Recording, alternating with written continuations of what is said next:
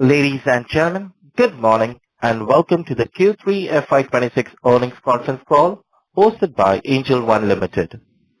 This conference call may contain forward-looking statements about the company which are based on the beliefs, opinions and expectations of the company as on date of this call. These statements are not the guarantees of future performance and involve risks and uncertainties that are difficult to predict. As a reminder, all participant lines will remain in the listen-only mode, and there will be an opportunity for you to ask questions after the presentation concludes.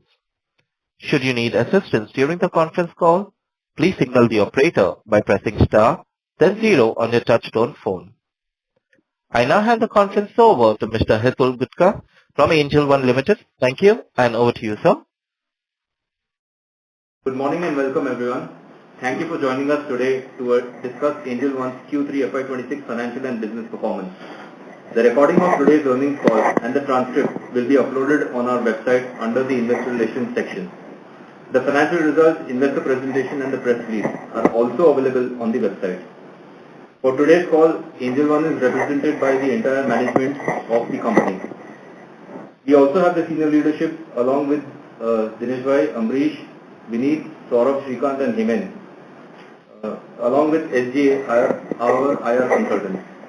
The leadership team will give us a brief overview of the operational and the financial performance of the quarter gone by, which will be followed by a Q&A session.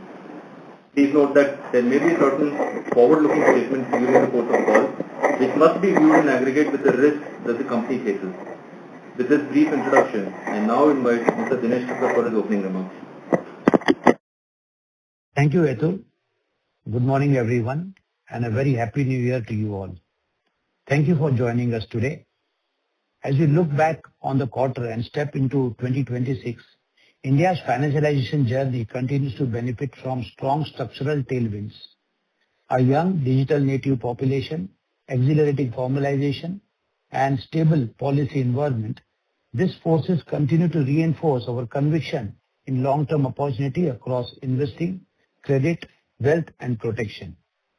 Our strategy is simple and deliberate. We are building a technology-led financial service platform that supports clients across every stage of their financial journey. This approach helps us to deepen trust, enable scalable platform-led monetization, steadily expands clients' lifetime value. We have entered new business lines at the right inflection points, where digital platforms can meaningfully improve access, discovery and transparency, scale effectively, and do so in a way that promotes fairness and reduces bias. What further strengthens our long-term outlook is the convergence of broader product suite and maturing client base. As clients progress through their financial life cycle, we see higher engagement, greater wallet share, and monetization across multiple products. This creates a compounding growth engine while steadily improving unit economies. With this conviction, we continue to invest in expanding both our client base and our product offerings, while also driving operational efficiency through disciplined execution and responsible use of AI. We are extremely mindful of the importance of cybersecurity and continue to invest in best-in-class processes, controls, and governance frameworks. Trust is foundational to our client relationship, and cyber resilience remains central to preserving the trust. On regulation, we have always viewed a robust framework as an enabler of sustainable growth. As we shared earlier, activity levels are normalizing and margins are reverting back to historical trends. Our standalone operating margin is already at a hefty 43%, reflecting the strength of our core business model. We expect further operating leverage as we continue to acquire new customers and deepen engagement by offering more products to our existing customer base. As we scale into broader financial ecosystem, we are also strengthening our leadership, governance capabilities. In this context, I am pleased to welcome Ajit Sinha as our General Counsel with over 24 years of experience, including his tenure at National Stock Exchange. Ajit will further strengthen our legal, regulatory, and compliance framework.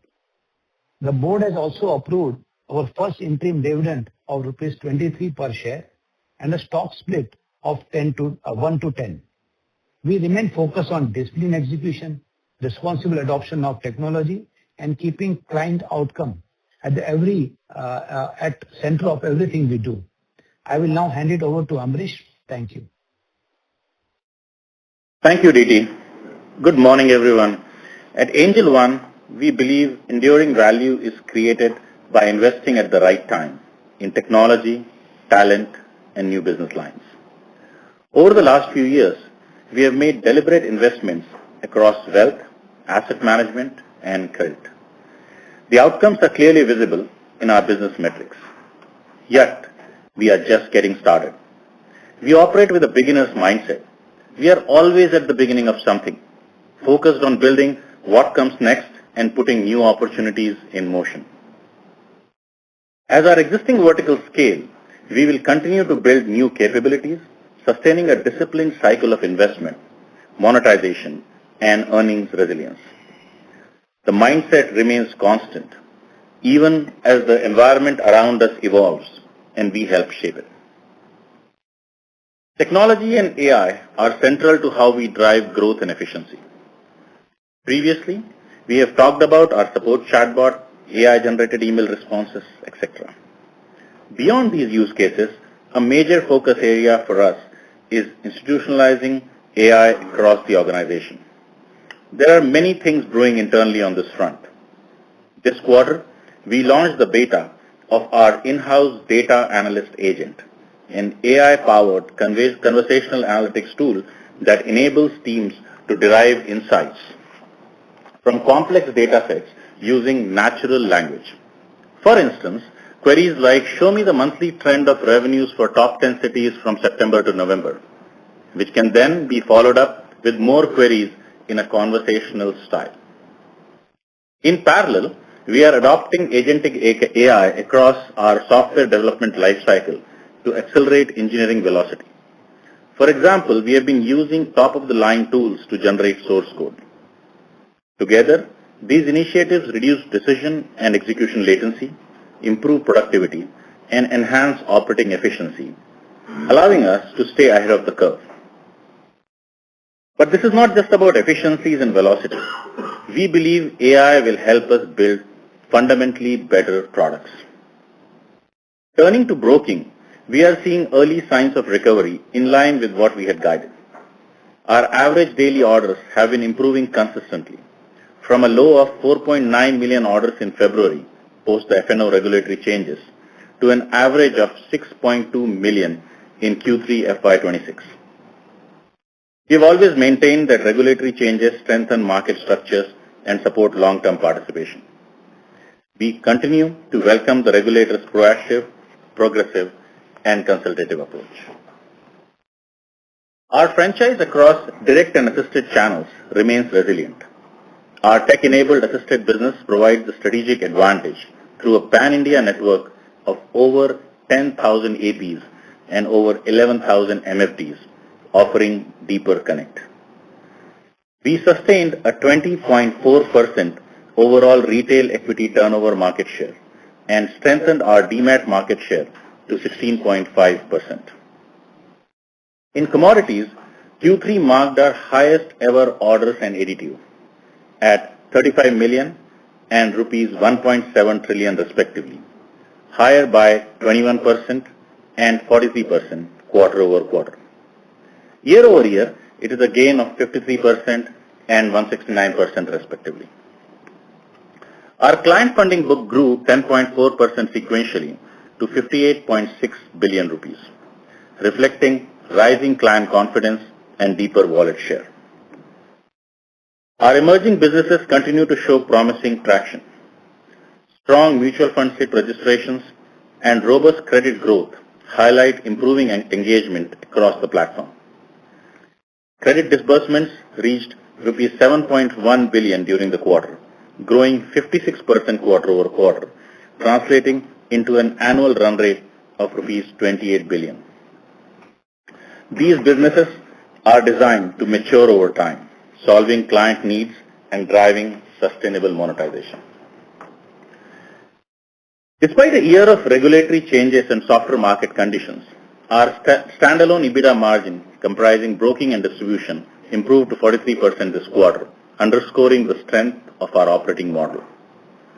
Wealth management continues to gain momentum, with Ionic's AUM crossing rupees 82 billion, while our asset management business scaled steadily with AUM at rupees 4.7 billion. As we expand into a broader financial ecosystem, we are continuing to strengthen our leadership and governance.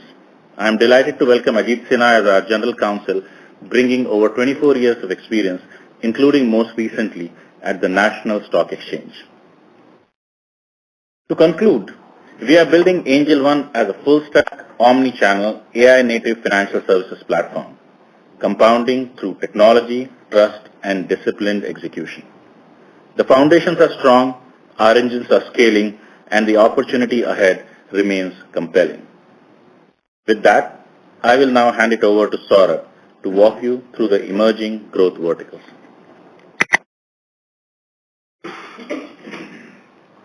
Good morning everyone, and thank you for joining us. Our emerging businesses continue to make steady and meaningful progress, with credit evolving into a key strategic growth engine. During the quarter, we scaled disbursements to 7.1 billion rupees, supported by stronger demand, deeper partner engagement, and improving execution across the platform. What's compelling is how early we still are. Only a small fraction of our client base currently accesses credit through us, despite the fact that our base already takes over 1 trillion rupees of personal loans annually from the broader market. The embedded opportunity within our ecosystem alone, therefore, even before considering secured categories, is quite substantial. The strength of our customer base, combined with more disciplined industry environment and clearer regulatory framework, has increased partner confidence and capital deployment on our platform. We are deliberately building this business as a long-term platform play and not just a short-term distribution play.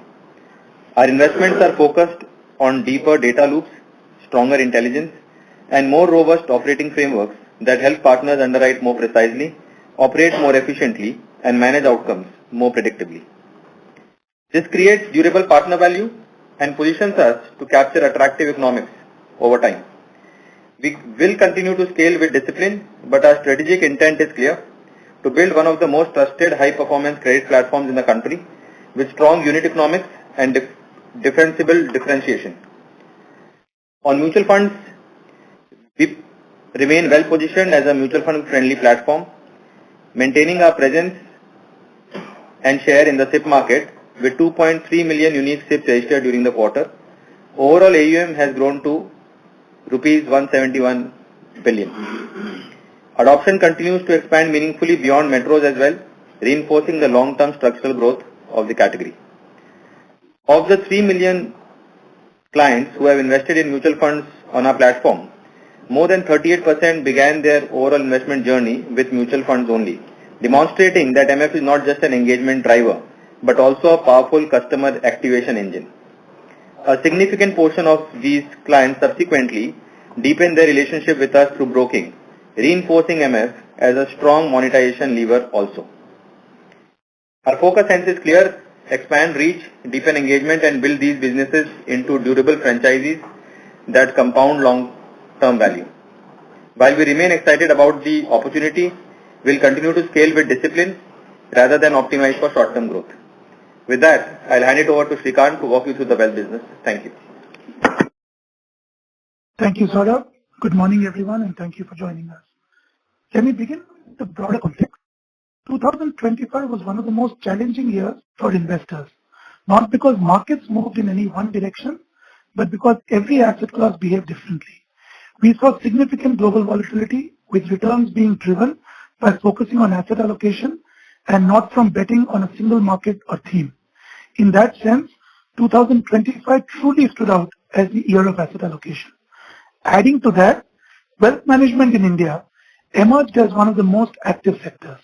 It drew strong interest from established and new age companies, attracting significant fresh capital and demand for talent pool across domain and technology. Coming specifically to Ionic, excited to share that today we manage 8,217 crores in AUM, which is a 34% Q-on-Q growth. We service the needs of 1,600 plus clients across 10 cities. This scale reflects how we have doubled down on our omni-channel proposition, combining technology with deep domain expertise to make sophisticated strategies accessible to emerging HNIs, and ultra HNIs. Throughout this year, research and domain expertise held us in good stead through market volatility. Several of our research-led views across commodities, global markets, and new emerging areas played out well. This consistency translated into higher client confidence. We saw a deepening of wallet share within existing relationships alongside the acquisition of new clients. Building a wealth practice requires managing significant assets under management at sustainable margins, and that remains our core philosophy. Our investments in technology have demonstrated improving productivity while bringing down operating costs. For example, today 37% of our code base is AI generated, allowing faster build cycles and iterations. With digital quotient as a key strategic pillar, we actively experiment with new use cases, especially in artificial intelligence. Our recent initiatives include an AI avatar, automated portfolio weekly wrap, AI-generated mutual fund summaries, and automated meeting notes that enhance client engagement for RMs while providing portfolio and market insights to our clients. One of the outcomes of this approach is our portfolio assessment feature on the Ionic app, which gives investors deep analysis and a holistic view of their portfolio. Over 10,000 crores of portfolio value have been analyzed by investors via a digital platform. Our focus in the coming year will be to double down on our early omni-channel successes while we actively engage to activate Angel One's HNI investor base, with portfolio management being digitally facilitated through Ionic. Finally, on the investment side, asset allocation remains the core theme for 2026 as well, with a positive outlook on precious metals, select emerging markets and commodities, supported by global liquidity and a potentially supportive central bank. Disciplined diversification and execution remain key to capital appreciation. With this, I pass it on to Hemant. Thank you, Shrikant. Good morning, everyone. India's relationship with mutual funds is still at an early stage, especially when seen against the scale of household savings and rising incomes. This creates a large long-term opportunity, with passive investing set to play a bigger role as investors increasingly seek simplicity, transparency, and cost efficiency. At Angel One AMC, our growth strategy is anchored around expanding our product suite and investing in investor education to drive informed adoption. As savings grow, passive products naturally find a more permanent place in investor portfolios, and our focus is to make this transition simple and well understood. During the quarter, we strengthened our passive lineup with the launch of two new offerings, the Angel One Nifty Total Market Momentum Quality 50 Index and an ETF version as well, which are the industry-first smart beta offerings on Nifty Total Market Index. With this, our passive portfolio now spans 9 schemes across asset classes, offering investors broad choice through transparency and low-cost structures. We continue to see encouraging traction across key metrics. Our AUM stands at Rs 4.7 billion, spread across 1.9 lakh folios in over 16.9 thousand pin codes, reflecting deeper engagement and growing adoption across Bharat. Education remains central to our approach. Through digital content, vernacular communication, and platform-led engagement, we are simplifying passive investing and helping investors build long-term wealth with confidence. To expand reach, we are leveraging our strong captive distribution network along with third-party online and offline distribution channels. As we look ahead, we remain focused on building a scalable, education-led passive franchise that compounds steadily over time. With that, I now hand it over to Vineet to walk you through the financial performance for the quarter. Thank you, Hemant. Good morning, everyone. As mentioned earlier by both Dinesh Bhai and Amrish, I am pleased to share that in the third quarter, we saw clear signs of recovery, with meaningful improvements across both operational execution and financial performance. Despite 3 fewer trading days in the quarter, we delivered sequential improvement across both operating and financial metrics. Total gross income increased 11.1% quarter-on-quarter to approximately rupees 13.4 billion, while total net income grew 9.3% sequentially to rupees 10.3 billion. Importantly, this growth was driven by multiple revenue streams, reflecting improving quality of earnings. One of the key structural themes this quarter continues to be the diversification of our revenue mix. The share of gross broking income declined to 58.1% in Q3 FY2026 from 64.7% in Q3 of FY2025. Share of interest income, including income from our client funding book and interest earned on deposits with clearing corporations, increased to 33%, up from 27.6% in the year ago. In addition, supported by strong growth in our credit distribution business and a healthy IPO environment, the contribution of distribution income increased to 4.3% in Q3 from 2.4% in Q3 of FY 2025. We will view this growth as volume-led and largely non-cyclical, given our expanding client base and product penetration. The remaining income was contributed by depository operations and other services. Within broking revenues, the share of F&O declined to 44.3% of the total gross income, compared to 52.5% in Q3 of FY 2025. This reflects a deliberate shift towards a more balanced and less volatile revenue profile, rather than any loss of competitiveness. At the same time, we witnessed strong momentum in the commodity segment, where gross broking income grew 46.2% year-on-year to rupees 821 million, contributing 6.1% to the total gross income, compared to 4.4% in the same period last year. Turning to interest income sustainability, our average client funding book reached a new high of 58.6 billion, up 10.4% sequentially. This growth remains well within our internal risk thresholds, supported by adequate LTVs and robust monitoring framework. Along with higher fixed deposits placed with the clearing corporations, this resulted in 16.2% quarter-on-quarter growth in interest income to rupees 4.4 billion. Finance costs increased 36.4% sequentially to rupees 1.3 billion, primarily due to higher borrowings on account of regulatory change requiring the upstreaming of client cash margins under MTF trades, as well as growth in the average client funding book. I would like to clarify that the elevated borrowings relating to this upstreaming activity are temporary and timing related, and we do not expect this to have a lasting impact on our structural cost of funds. On net basis, the impact of cost of upstreaming funds on the EBITDA is rupees 70 million for the quarter. Finance cost has increased by rupees 300 million, with an increase in interest earned from the deposits by about 230 million. On the OPEX front, we continue to exercise strong discipline. Employee expenses, including ESOP costs, remain stable at rupees 2.7 billion, even after accounting for a one-time impact of the new labor reforms of rupees 38.6 million for past service period up to September 2025. Other operating expenses increased modestly by 2% quarter-on-quarter to rupees 3.5 billion, largely driven by higher client acquisition, which we view as discretionary and variable in nature. As a result, our reported EBITDA margin expanded to 39.4% in Q3 FY 2026, a sequential improvement of 489 basis points, despite ongoing investments in incubating newer businesses. This reinforces our confidence in the operating leverage inherent in the model. Reported profit after tax increased by 26.9% quarter-on-quarter to rupees 2.7 billion, reflecting both revenue diversification and cost discipline.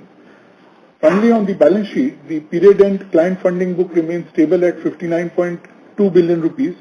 Borrowings increased to 59.7 billion rupees, while net worth strengthened to 61.5 billion rupees as of December 31, 2025. Cash and cash equivalents remained healthy at rupees 135.8 billion rupees, supported by higher client balances. We continue to maintain strong liquidity buffers and conservative leverage, providing flexibility to support growth while managing regulatory changes. That concludes my opening remarks. We will now be happy to take your questions. Thank you. Thank you. Ladies and gentlemen, we will now begin the question and answer session. Anyone who wishes to ask a question may press star and one on their touchtone telephone. If you wish to remove yourself from the question queue, you may press star and two. Participants are requested to use their handsets while asking a question. Ladies and gentlemen, we will wait for a moment while the question queue assembles. We take the first question from the line of Prayesh Jain from Motilal Oswal Financial Services Limited. Please go ahead. Yeah, hi everyone. Congratulations on a good set of numbers. Firstly, a very bookkeeping question. You have kind of presented two types of financials in your presentation. One is the consolidated financial performance, and then you've given broking and distribution, which is like MF plus credit business. So the gap between the two is accounts for what? Yeah, thank you, Prayesh. The distribution plus MF and credit distribution plus broking constitutes the standalone financials, and the other one is the consolidated financials. So the wealth management would be wealth management would be part of the consolidated financials. In this standalone, it includes broking, distribution of credit and MF only. No, because why I'm asking that is if I look at the gap between the two financials that you've reported, revenue profile is not changed materially. In fact, it's kind of weakened in the last couple of quarters.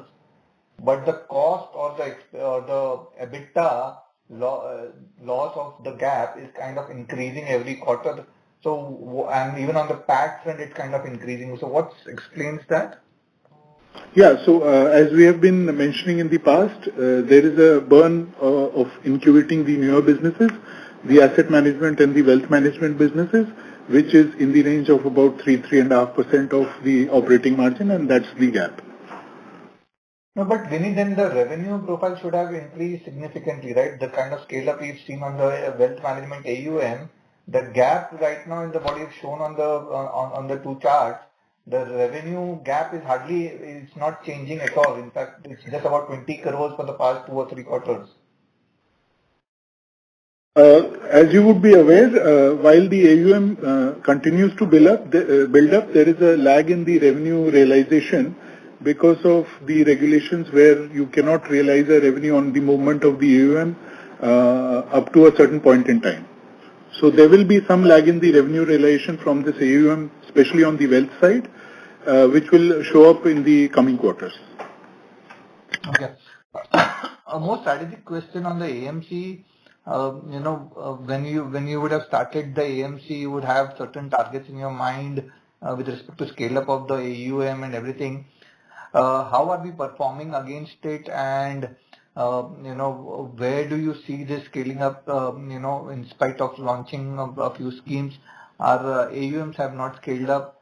The existing clients that we have on the AMC front, whether those are largely our own clients or how is the profile, and do you see a significant scale up here anytime in the next couple of years?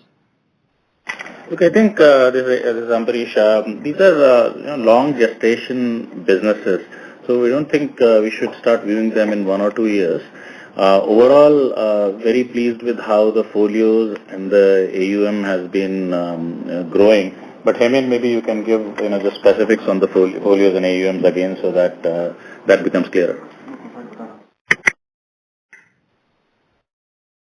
Yeah, thanks, AK.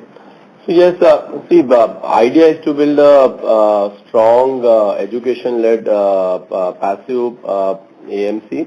As you would know, see, mutual fund is a long gestation business, and it takes time to build the scale, create a brand, build the scale, and then leverage onto what we build. So currently we are very happy with the number of clients who have started participating in our ETFs and index funds.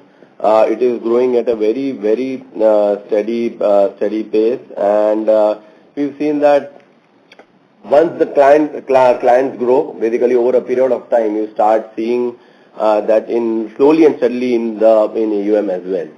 So that's how it is. Got that. Just last question, any color on the AP channels productivity on the distribution side, whether it's mutual fund, insurance, credit? What is the kind of AP channel size in terms of these businesses? While, largely I think on the broking side we understand and we can do some reverse workings with respect to the broking side, but with respect to mutual fund scale up, which is ideally I would presume that that's more on the distributor route, so you would be earning income out of it. So what kind of size we have been able to reach on mutual fund as well as insurance and credit there? Prayesh, we don't right now give any split of the distribution income between the direct and the assisted business, but overall it will be in that same ballpark of the broking business, which is roughly 75:25. For now, you can take that, and as we go along, we'll start giving more information in the following quarters. Got it. Thank you and all the best. Thank you. Ladies and gentlemen, in the interest of time and fairness to others, we request you to restrict to 2 questions per participant and rejoin the question queue. We take the next question from the line of Nitesh from Investec. Please go ahead. Thanks for the opportunity. First question is on pricing per order. So that has increased in this quarter on a Q-on-Q basis. Last quarter, I think we have taken a price hike. So it is now a new normal, or you see further increase in pricing per order going forward? Look, as all of us have said, we are operating at a fairly healthy margin. We are focused on building a great product and serving our customers, so there is no thought on more pricing changes. Secondly, on the OPEX, how should we build trajectory from a 2 to 3 year perspective? We have seen pretty good growth in OPEX over the last 3 to 4 years, but how are you planning from a next, let's say, 3 year perspective? Do you still see that OPEX growth will be lower than revenue growth, or it can be similar to revenue growth going forward? So Nidesh, a large part of our OPEX is driven by the customer acquisitions that we do. So that we are quite buoyant about it. We are very focused on that. Other than that, I think we continue to guide our stakeholders about operating margin of about 45%, 40 to 45% for the broking business, which we will continue to endeavor to obtain. So that should be the guiding principle for any future projections. And lastly, on the wealth management, how many clients that Angel One has, which will qualify in the HNI category, and what will be the operating model in that segment?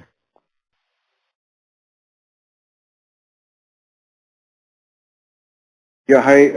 So Nitesh, on that, well, we are still working on those, because right now, as you know, that the wealth businesses is just beginning to scale and ensuring that more and more products are provided on the platform.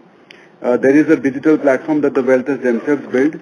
Only this year, we are now looking to integrate wealth platform into our super app. And as more numbers emerge, we will come back to you with more information at a later time. Sure. Thank you. That's it from my side. Thank you. We take the next question from the line of Sanket Godha from Avendus Spark. Please go ahead. Yeah, thanks for the opportunity. Sir, my first question is on the gross booking income mix. I mean, honestly, if you see last 8 quarters data, largely the authorized person contribution remains in the range of 41-42%. Despite adding so many number of clients, the direct customers contribution significantly did not change in last 8 odd quarters. So just wanted to understand, is our reliance on authorized person to deliver the growth has increased of late, and or there is a slowdown in the traction in the direct guys? That's point number 1. And the second thing related to that thing only, 2 things which I wanted to check was that you used to disclose EBITDA margins of AP channel and direct channel separately in the past. If you can reshape that number, that would be useful to understand the color of the profitability. And largely and related to this authorized person only, if you can give a color on how the margin trade funding book works. it is skewed towards AP customers or more skewed towards direct customers? That's the thing which I wanted to check. Look, many of these things we don't break out. Thanks so much for your question, Sanket. Overall, both the businesses, direct as well as AP businesses, are fairly vibrant. Both of them we are investing in. So we continue to be, excited about both the businesses, but we don't break out these specifics. Yeah, the reason, sir, I'm asking this question is that because if the operating leverage need to play out very strongly in the company, I was under the impression that the direct growth should be much stronger because it trickles down directly to the bottom line.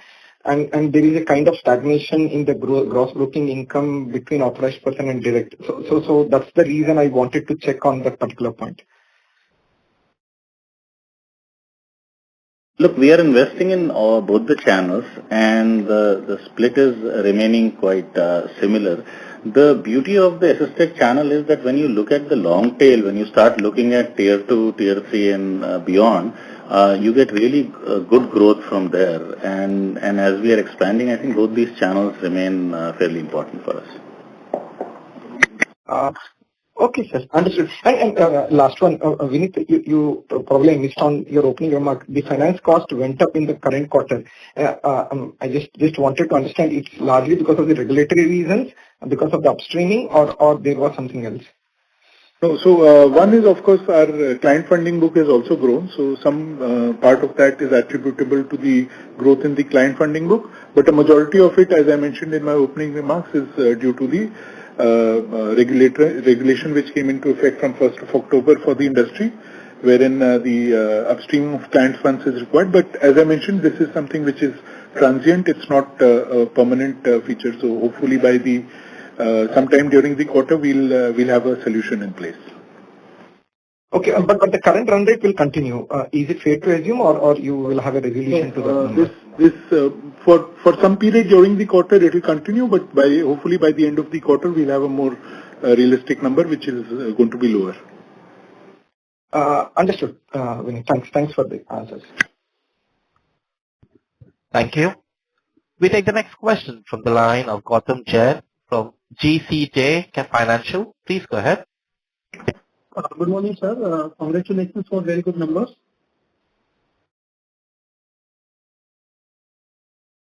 Hello? Yes, thank you so much. Why don't you go ahead with your question, Gautam? Yeah. Sir, we have seen that, the revenue per order in this quarter has gone up. So, is it fully factored in, or we can see further rise in revenue per orders going forward? I mean, whatever hike we have taken is completed, the full impact has come in the quarter, or we can see further rise in per order revenue? Look, Gautam, thanks for the question. And there are multiple factors that go into it. There's a mix of orders. I think you've referred to a little bit about the pricing change we made. The pricing change that we had made actually went into effect middle of the quarter.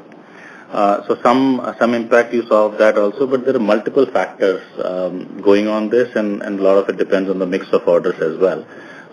So it can change some quarter to quarter. Okay. Thank you so much. Thank you. We take the next question from the line of Raman KV from Sequent Investment. Please go ahead. Hello, sir. Can you hear me? Yes, please go ahead. Hello. Yes, Raman, please go ahead. Yes, sir. Sir, I just want to understand your credit disbursement business. Does this business include your insurance business as well? No, the credit distribution business is only for loan distribution of loans. Insurance distribution, though we do that, but it's a separate business. So from what I just want, from the PPT, what I can read is the distribution business revenue from distribution. Does that include your credit as well as insurance, or only the credit disbursement distribution? So Raman, as per the regulatory guidelines, the insurance business can be done under a separate legal entity. It is done under Angel Financial Advisors, which is a wholly owned subsidiary. And therefore, the standalone numbers that you see, which is broking plus distribution, MF and credit, that does not include the insurance distribution cost or the revenue. That's part of the consolidated numbers. As I mentioned, the distribution business for insurance, for credit and MF, and the broking is part of the standalone that's there in front of the presentation. Yeah. Understood, sir. And so my last question is with respect to the asset management side. We have been launching index funds and ETFs. Is there a plan of pivoting to a actively managed fund, like a flexi cap or a mid cap by the company? Thanks, Raman, for the question. We are very focused right now on the passive side, and you may see actually more come on that side, but nothing to talk about on the active side. Okay, thank you, sir. Thank you. We take the next question from the line of Devansh Tandon from Findoc Finvest. Please go ahead. Hi, sir. Thanks for the opportunity. My question is regarding the commodity turnover market share. In the recent business update that you have shared, it has reduced from 65% in Q2 to 53%. So what led to this decline in the market share? Yeah, hi Devansh. Thank you so much for your question. Look, I think I talked about this in my initial comments also. When you look at, let's say, quarter over quarter, just the number of orders went up by 21% for us. The ADTO, if you look at it, that went up by 43%. This is just quarter over quarter. When you look at year over year, same numbers, orders went up by 53%, and year over year, ADTO went up by 169%. So what is happening is that there is a tremendous growth in the commodity market, and the market is expanding. So what you're seeing is that the pie is expanding quite rapidly, and even above 50%, that's a very, very healthy market share. So we of course welcome when the market's expanding. We are seeing the growth. So happy about the growth we are seeing in commodities. So going ahead, sir, do you expect the number to remain in the same range, or where do you look forward? I think, overall, I do think that maybe the drop in the share that you're seeing is definitely stabilizing. And we continue to see a lot of growth in commodities. So we are expecting, again, it's hard to predict the future growth specifically, but we do expect more growth in commodities. Okay. And sir, regarding the EBITDA margins on the console level, so are you expecting it to remain in the same range only for next 2 to 3 years? On our request would be that, in fact, which is why we sort of break that down, is that look at the standalone basis, because that is more, that shows you the strength of the core business. On the console level, things can, change depending on what investments we make. We want to continue to make investments in growth as and when opportunities arise. And therefore, the console margins could change based on that. The guidance that we have given, you should, on the standalone basis, I think that will continue to be there, and I think we only see that business strengthening. Okay. Thank you, sir. Thank you. We take the next question from the line of Dipanjan Ghosh from Citigroup. Please go ahead. Hi, good.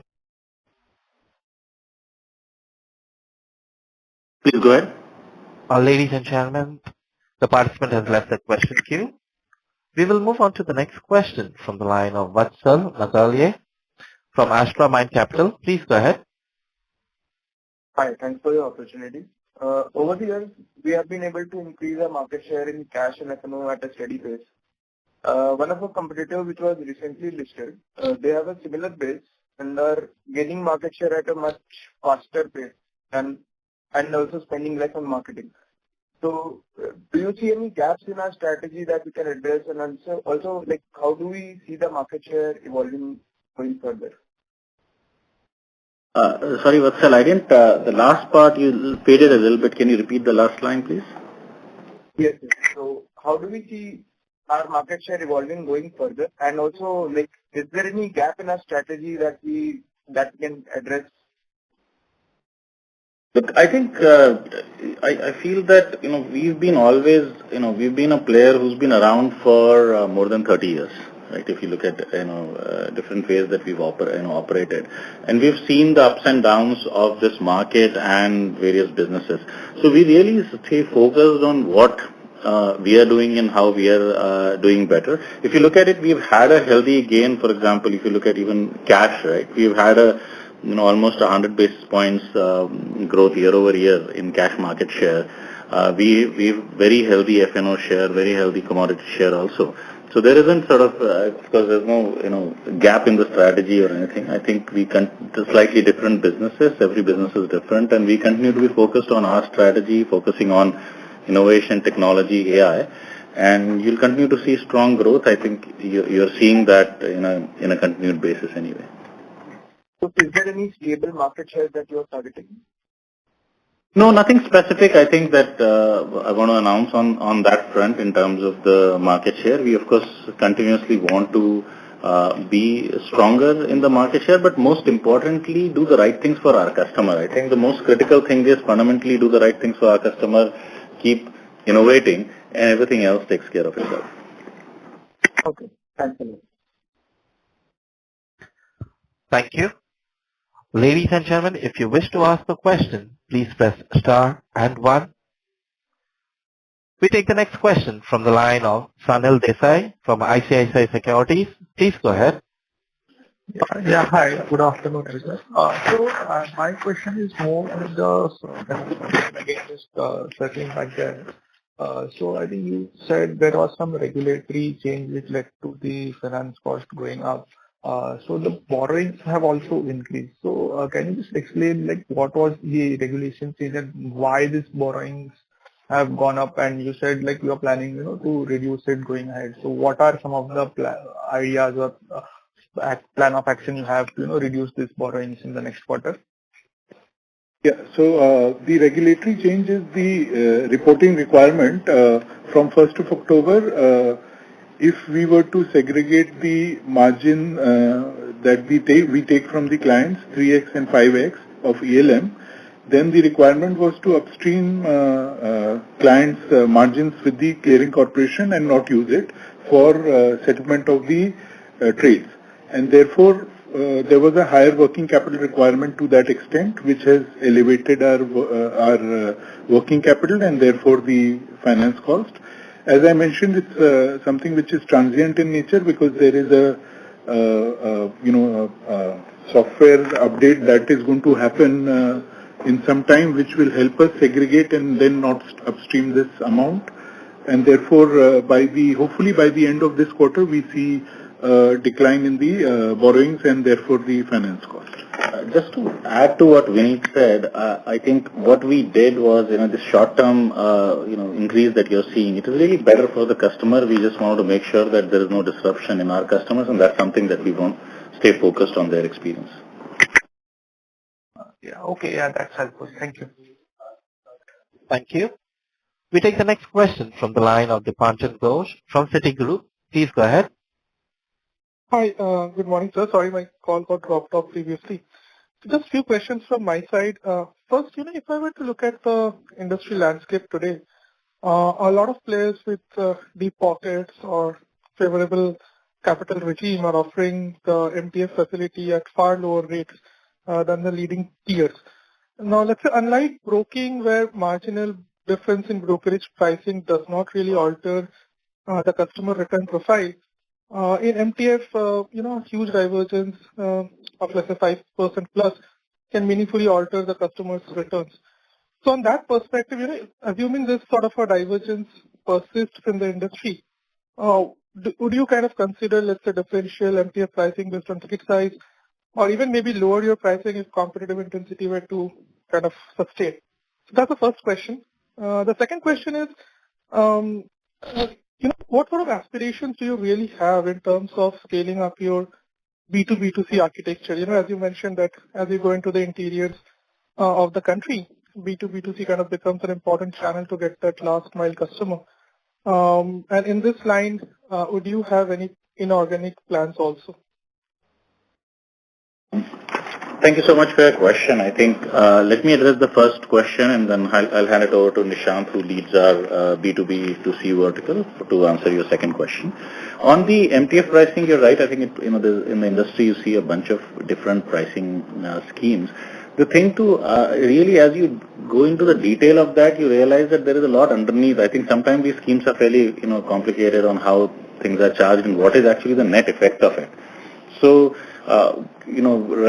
that's what makes it harder for the consumer to discern. But what we've done is we've kept the pricing fairly simple, and we think we are at the right pricing point in it, and don't need to actually look at it much. We've been growing the book quite well, as you saw. We grew our group more, the book MTF book more than 10% quarter over quarter.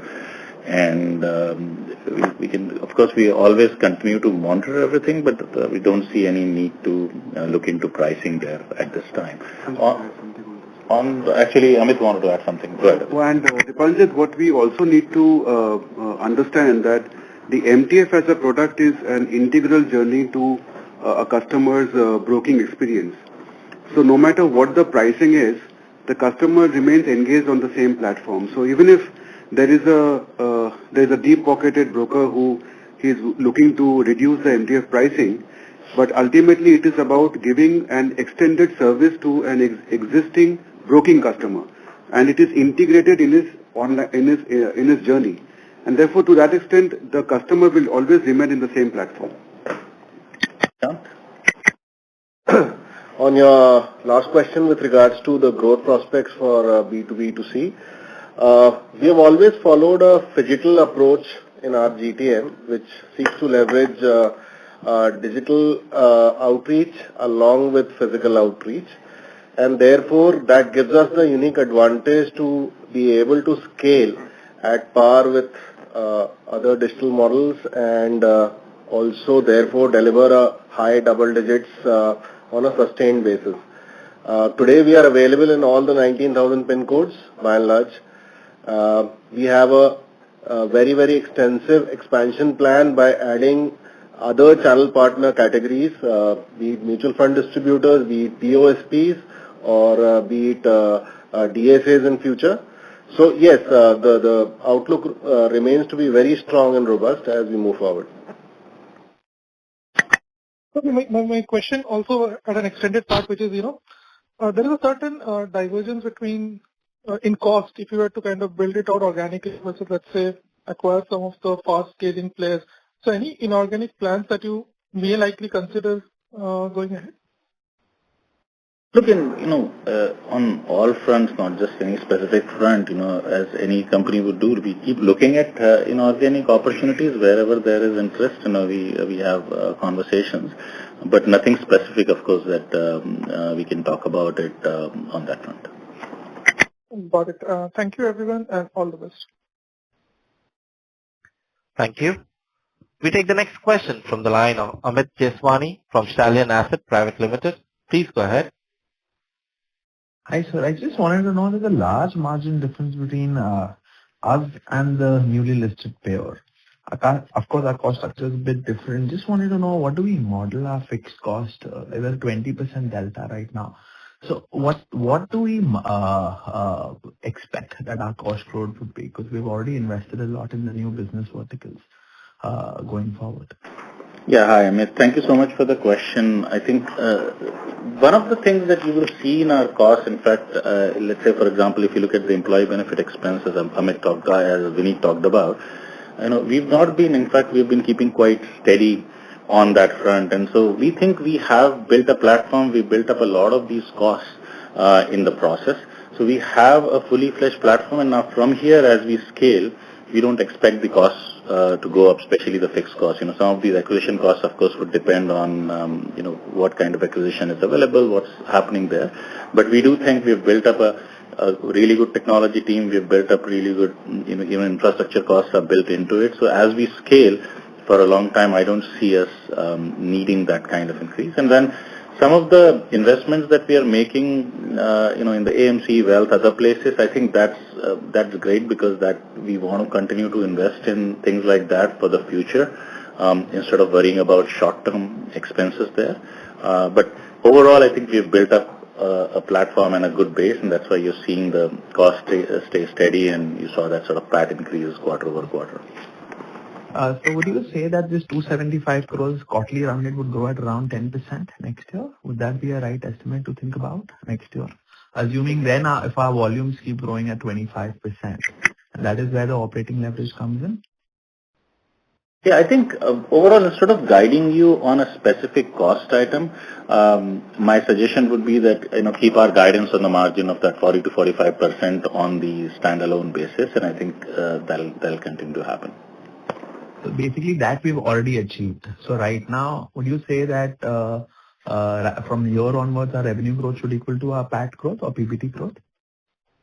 Well, I think it depends on where we end up investing and what kind of growth happens. For example, if you take a lot of acquisition costs or other places, then you see that adjusting. That's why I don't want to give you on a specific line item basis, because that guidance then becomes, it may not be accurate for you to follow. Best is to, I think, follow the operating OPM margin guidance that we have given, and as we go along, we can provide more information. That's only on the standalone business, right? And this is including the IPL. Yeah, I would say just on the operating margin, look at the operating margin guidance on a standalone basis, and as we make investments, either increase, reduce, we can continue to keep informing you quarter to quarter. But this is including the IPL 150 crores that will be hitting our balance sheet in Q1, right? So this guidance of about 40-45% is on an annual basis. There will be quarterly gyrations based on certain specific events like IPL, etc. And I would urge not to get too perturbed about it. But on an annual basis, we should be able to achieve 40-45% operating margin for the broking and distribution business. Thank you. Thank you so much. Thank you. We take the next question from the line of Abhishek Vagadre from UTI AMC. Please go ahead. Hi, thank you. Just wanted to ask, what is the guidance for the MTF book scale-up, say by FY27, and how are we planning to fund it? Are we going to issue more CPs, or are we getting more limits from the banks? Yeah. Go ahead. Sorry, is that the question? Yes. Okay. I'm sorry. I think on the MTF one, you can start. You can look at the past performance. We do think, last quarter, for example, we grew 10% quarter over quarter.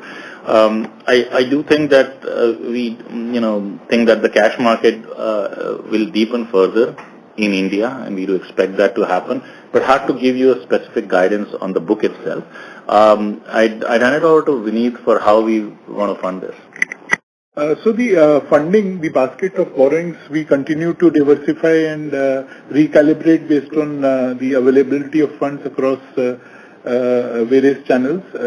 Recently, RBI has circulated a draft circular where they've taken a step forward in terms of enabling banks to offer lending towards margin trading funding. That's something which is still in works. No final circular has come. But yes, if banks do start offering funds for MTF, then we would also look forward to. But we'll continue to expand our other channels, including commercial paper offerings and other revenues. Correct. Any rough number that you can give me for the FY27 where we see the MTF book? No, we don't give out any number. I mean, technically, we can grow this book substantially from where we are, given the leverage that we have in terms of the net worth and the borrowing capacity. But it's difficult to give a guidance on any specific numbers pertaining to MTF. I think the trajectory that we've achieved in the past, you can extrapolate that to get an understanding of where we could potentially go, let's say, in a few quarters from now. So, thank you. Thank you. That's it from my side. Thank you. We take the next question from the line of Raghavesh from JM Financial. Please go ahead. Hi. First of all, congratulations on very strong results for the quarter. I had a couple of questions. First, can you give ideally quantitatively, else qualitatively, how the customer acquisition cost has trended for this quarter, and what share of the customers we are acquiring through paid marketing. Even a qualitative answer would be fine. And secondly, specifically on the cost front, given that the IPL is expected to be largely in the next year, so does that change how we typically book our expenses for IPL branding between FY26 and 27? And just a data keeping question: have we spelled out the ESOP cost for this quarter? Thank you for the questions I have. Yeah, thank you. Thank you so much for the question there. On the customer acquisition side, I think we don't, you should just, there's no specific guidance we can give on it. You can generally take it as, flat where it is. We're not looking for it to give a specific guidance on that. On the channels, I think it's hard to, you mentioned that how many is happening through a certain channel or not. I do want to get into a little bit of detail on that because it's very hard to exactly assign which channel. For example, do you go with first click attribution or last click attribution, and perhaps you can attribute to organic, but they may have seen your ad somewhere else. So it's very hard to attribute across channels. It's not, internally we will do some of that, but it's not useful for us to give you a guidance on that. On IPL cost, I'd hand it over to Vineet. So as we have been booking the IPL cost in the past, it will be basis the number of matches which are played across, say, the month of March, April and May. So we would see some costs getting booked in this quarter, which is the last quarter of the current financial year, and there will be a significant cost that will come in the first quarter, depending on the number of matches. The schedule is not yet out. Once it's out, we'll have a better clarity on that. Question on ESOP. Yeah, we have actually, if you were to see our presentation, we've mentioned the ESOP cost for this quarter, which is about 504 million rupees, and in line with our guidance for the entire year. Okay, thanks. I think that answers. Thank you. We take the next question from the line of Vedant Sarda from Nirmal Bang Securities Private Limited. Please go ahead. Thank you for the opportunity, sir. Am I audible? Yes, you are. Please go ahead. Sir, can you give me the bifurcation of our MTF book, which comprises of about 25 lakhs and below 25 lakhs? We don't, I think we have that breakup in our financials. Maybe Vineet can give us. So if you were to refer to slide number 30 of our, if you were to refer to slide number 30 of our presentation, there we've given a breakup in terms of less than 1 lakh rupees up to 5 lakh rupees and more than 5 lakh rupees. That's the only, segregation that we provide. Oh, okay, sir. Thank you. Thank you. Ladies and gentlemen, if you wish to ask a question, please press star and 1. We take the next question from the line of Jayashree Bajaj from Trinetra Asset Managers. Please go ahead. Hi, sir. First of all, congratulations on the good set of numbers. My question is that I can see credit disbursal has been an annual run rate of 28 billion, and yet the company currently relies on 7-leaf partnership with the banks and NBFCs. So my question is, as credit is becoming the fast emerging engine of the growth, are we planning to maintain the asset-light partnership model indefinitely, or is there a plan to seek an NBFC license to capture higher margins? As of now, we are doing the distribution play only, but we are building capabilities to build it into a full-fledged platform play over time, where we can get much more credit for what we are doing for our partners over time. And as and when newer opportunities come, we'll think of doing things on our own balance sheet or not over time. Okay, and one more thing I want to get a little bit clarity on that. How do your AI ML models specifically adjust your credit risk of new to market clients who may lack traditional credit histories and all? So I think this is something that is up to the lenders to do it themselves. We are largely a distribution platform as of now. So this is what the lenders do right now. Okay. That's all from my side. Thank you. Ladies and gentlemen, if you wish to ask a question, please press star and 1. As there are no further questions from the participant, I now hand the conference over to Mr. Dinesh Thakkar for closing comments. Thank you once again for joining us today. We hope you have been able to address your questions and share helpful insights. If you need any other further information, feel free to reach out to Hetul Gutka, our Head of Investor Relations, or to SGA, our Investor Relation Advisors. Have a wonderful day. Thank you. On behalf of Angel One Limited, that concludes this conference call. Thank you for joining us, and you may now disconnect your lines.